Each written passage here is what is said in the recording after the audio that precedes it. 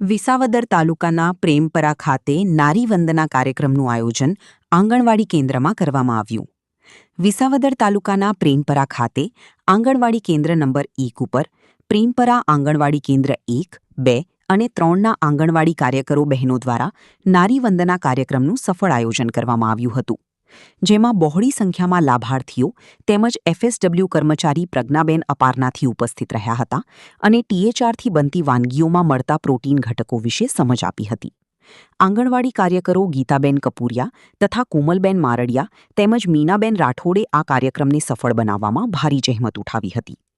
આ કાર્યક્રમના માર્ગદર્શક ઇન્ચાર્જ CTPO પ્રજ્ઞાબેન સુખાનંદીના માર્ગદર્શન હેઠળ સફળ આયોજન કરવામાં આવ્યું હતું. મીનાબેન મોહનભાઈ આંગણવાડી કેન્દ્ર 1 પર આજે નારી વંદના અંતર્ગત આંગણવાડી કેન્દ્ર 1, 2 અને 3 સંયુક્ત કાર્યક્રમ અંતર્ગત નારી વંદના ઉત્સવમાં વાનગી નિદર્શકનું આયોજન કરવામાં આવેલું હતું, જેમાં બહોળી સંખ્યામાં લાભાર્થીઓ હાજર રહ્યા હતા.